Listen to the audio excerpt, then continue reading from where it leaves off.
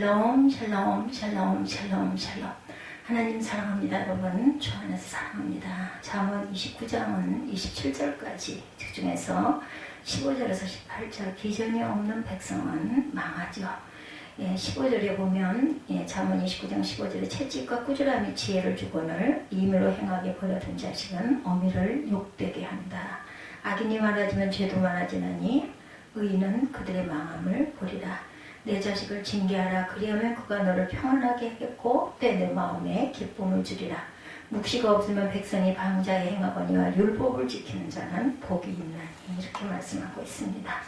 오늘 하나님이 우리에게 주시는 비전에 대해서 우리 함께 은혜를 나누도록 하죠.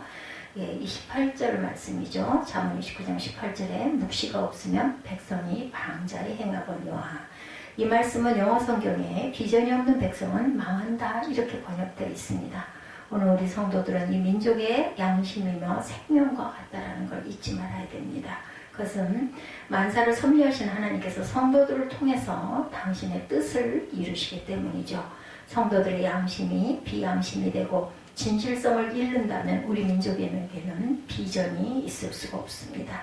성도들의 마음속에 하나님을 사랑하고 민족을 사랑하는 마음이 식어버리면 이 땅에서는 어디서 사랑을 찾을 길이 없다라는 거죠.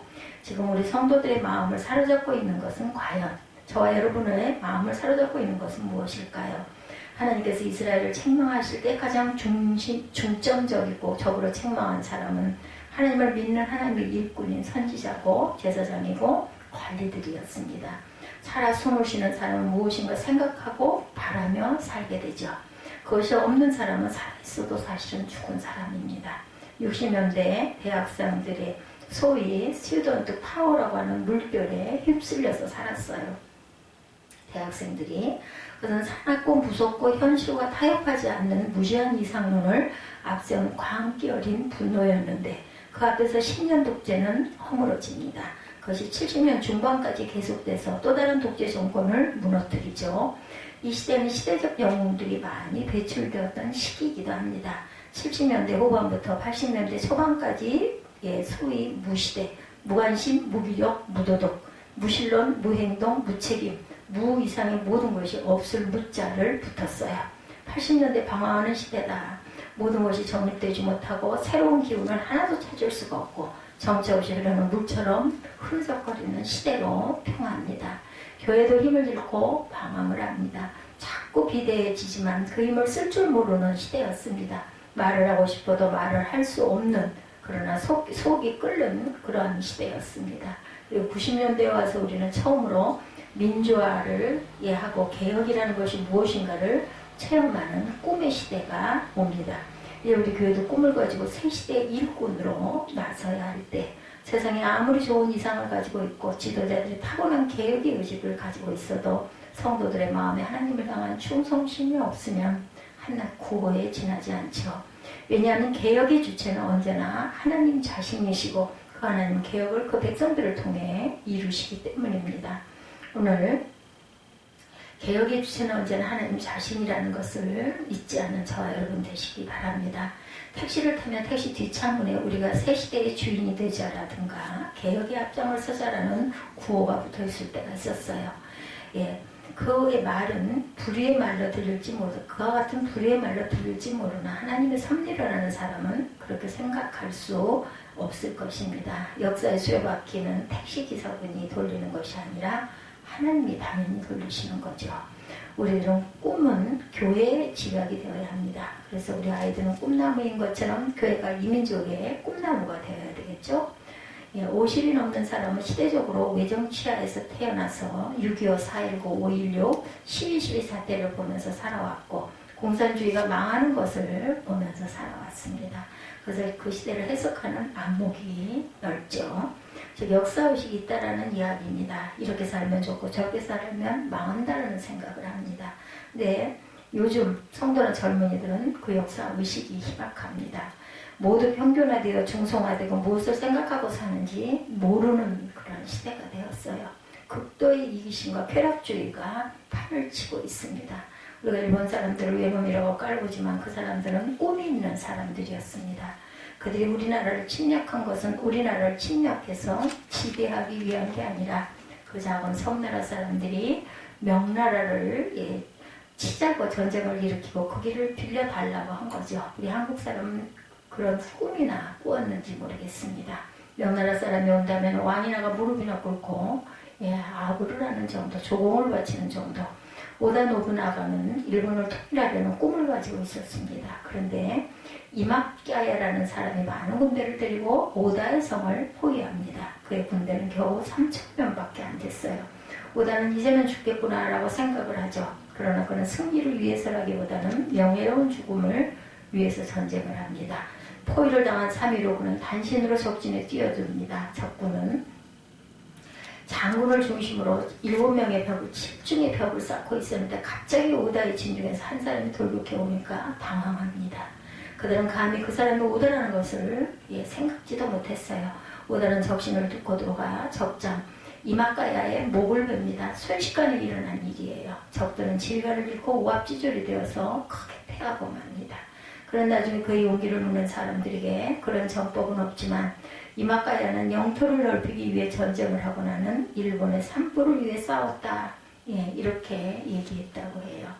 일본의 신불을 위해서 싸웠다. 그가 말하는 신불은 그의 신을 말합니다. 신불이 하나님은 아니지만 그는 이 땅의 욕심을 채우기 위해 싸운 것이 아니라 그의 이상과 꿈을 위해서 싸웠다라는 뜻이겠죠.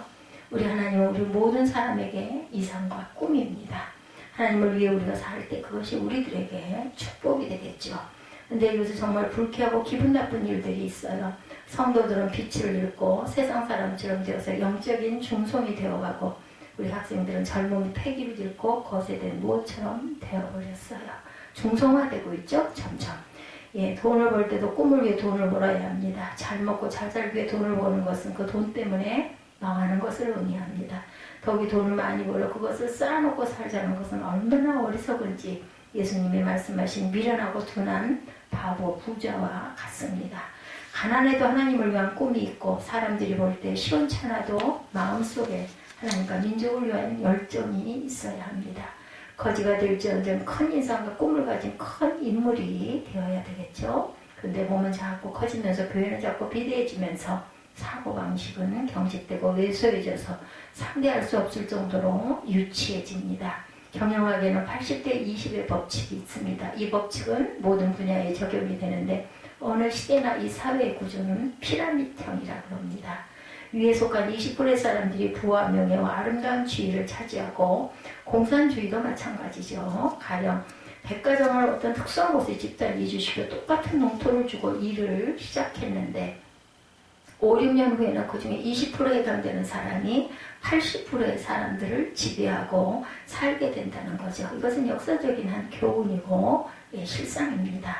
여러분 어떤 계층에 속한 사람이 되시겠습니까? 이 역사적 사실은 이 세상 끝까지 계속이 될 것이고 20%에 속한 사람은 창조적인 사람들이 됩니다. 그러나 나머지 사람은 뒤를 따라가면서 하는 사람이죠. 20%의 사람은 생각을 하며 지금은 어려워도 내일을 준비하는 사람들입니다.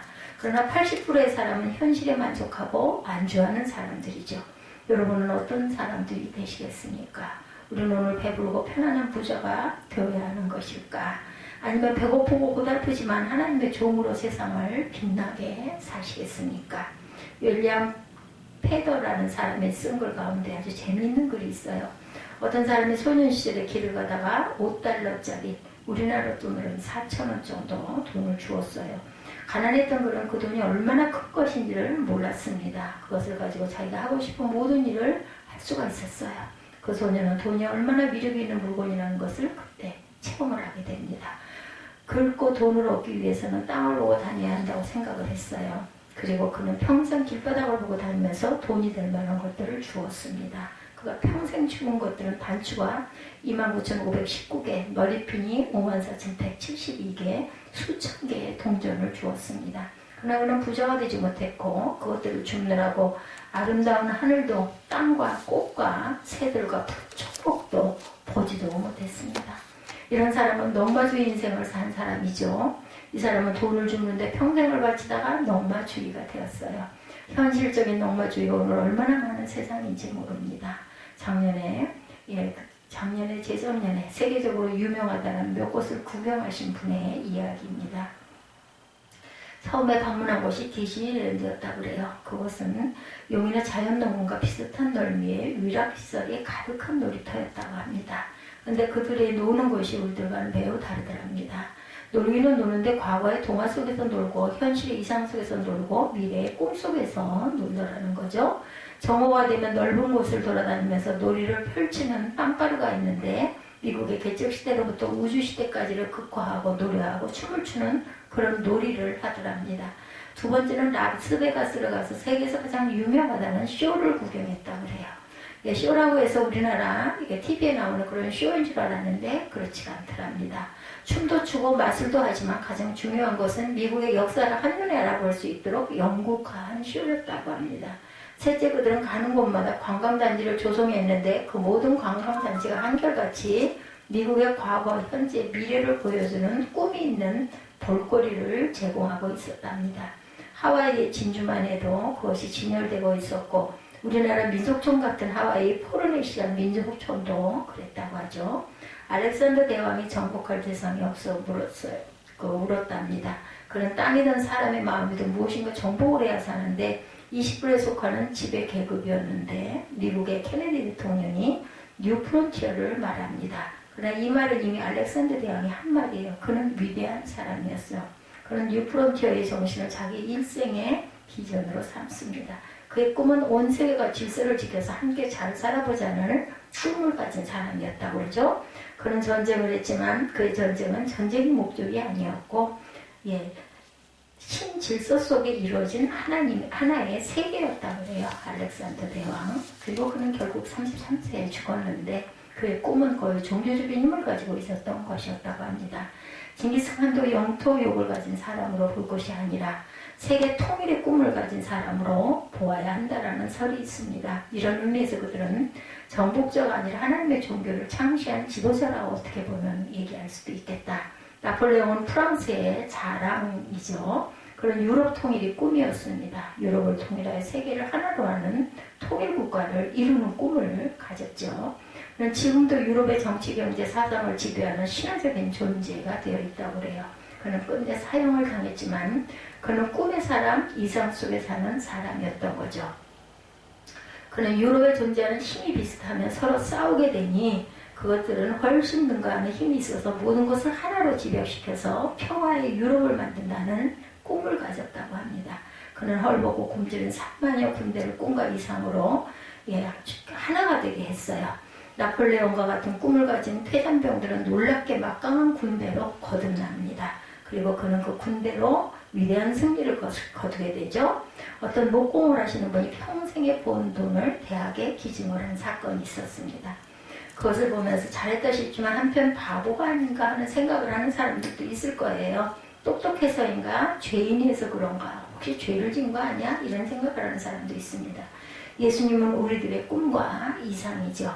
예수님 이상의 비전이 있을 수가 없고 예수님 이상의 꿈이 있을 수 없습니다. 그 예수님이 우리에게 나타나십니다.